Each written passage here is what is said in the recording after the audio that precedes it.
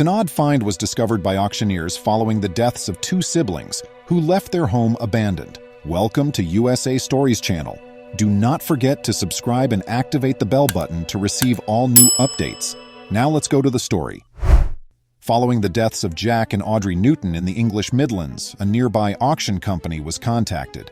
It was accordingly assigned to the team to appraise and sell the deceased siblings' possessions. Strangely enough, though, it felt as though the reviewing specialists had entered another reality. When they reached the Newtons' farmhouse in 2015, Jack and Audrey, a brother and sister duo, had spent almost 70 years residing at Grange Farm, which is situated outside the village of Brighton on Dunsmore in Warwickshire, England. They assisted their parents in farming the 115 acres of land that belonged to the property and kept cattle and pigs when they moved to the charming home in the 1940s. As we shall see, the Newton family's farmhouse survived World War II, despite the fact that German Luftwaffe bombs nearly destroyed the neighboring city of Coventry. The Newton family forewent many of the conveniences of contemporary living. Rather, they chose to lead a modest life centered on their property, their animals, and their charming Queen Anne-style home. Thus, the Newton family's way of life seemed to be very perfect in several aspects. However, Jack's calm life was upended when he volunteered in the military to do his duty and flew with the Royal Air Force in World War II. Audrey kept herself busy in the interim by helping her parents and discovering a liking for music and the arts. Audrey's fascination with culture drove her to travel to the metropolis and away from Brighton on Dunsmore.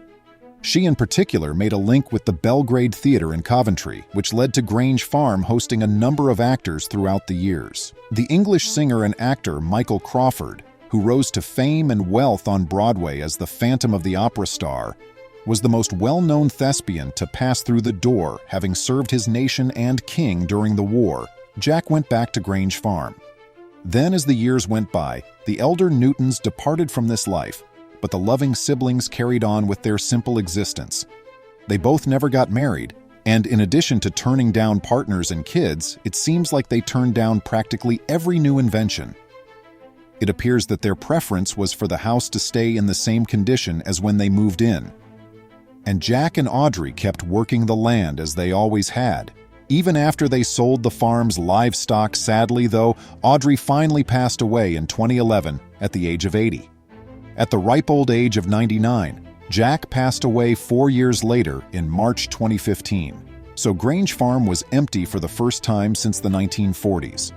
The Newtons had no near relatives who may have inherited the land. However, although the details of Jack and Audrey's will are kept private, the executors were about to take a drastic step.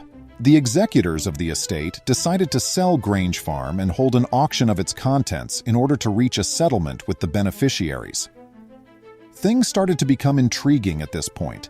Hawkins and Harrison, two nearby real estate brokers, intervened to arrange the sale of the land and everything on it. Still, it's doubtful the experts realized what they were getting themselves into.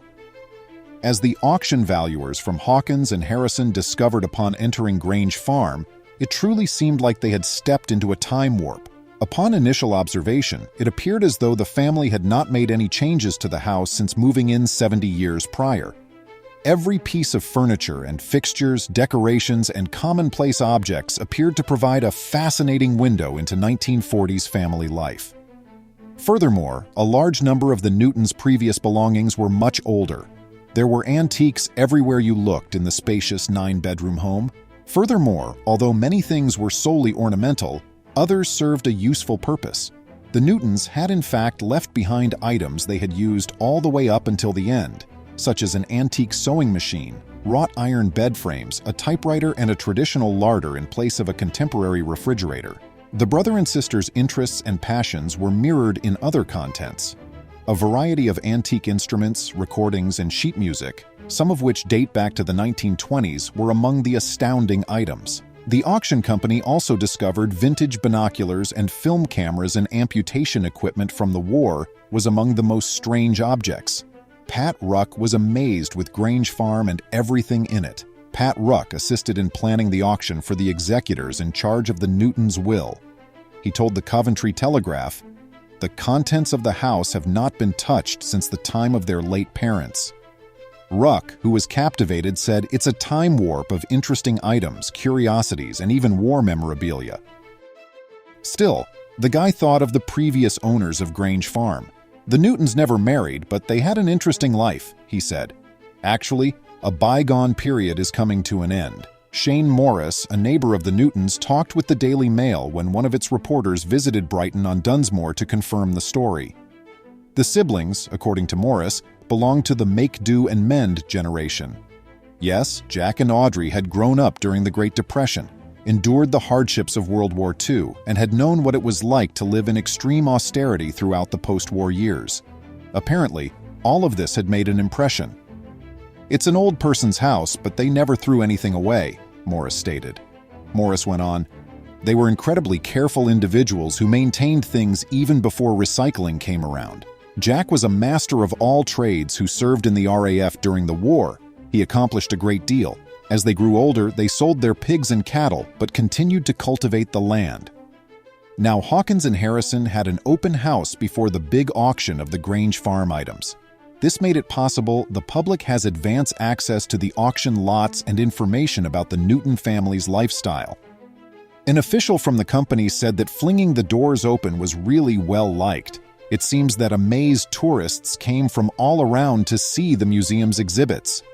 Then, in June 2015, an auction at Grange Farm was conducted to sell the Newtons' belongings. The event drew hundreds of visitors because of the historical and antique attraction and worth of some of the lots. It's possible that a large number of guests wanted to take home a piece of history. Shane Morris, a resident of Brighton on Dunsmore, was one of the guests. He was hoping to obtain a memento to commemorate the Newtons. "They were very private people, but they were very nice and caring to their friends," he clarified to the Daily Mail at the time. "They remained loyal to you. My wife and I would bid on a few things to preserve as keepsakes because they were like parents to us." Ultimately, every one of the 500 available lots was purchased at the auction. Additionally, a gold pocket watch that sold for an astounding £600, about $840, was one of the pieces. After the event, Sean Barron of Hawkins and Harrison told the Coventry Telegraph, "It was a really good day with a great crowd." Subsequent to organizing the auction of the Newton family's belongings, Grange Farm was put up for sale, fetching about $900,000. Many auction purchasers are still touched by Jack and Audrey's legacy, despite their passing and lack of successors. The successful bidders for those intriguing artifacts have probably silently expressed gratitude to the Newtons for their remarkable historical preservation. Please remember to subscribe to our channel, give us a thumbs up, and turn on the notification bell so you won't miss any of our videos. If you enjoyed the tale, the next video that plays on your screen will probably move you too.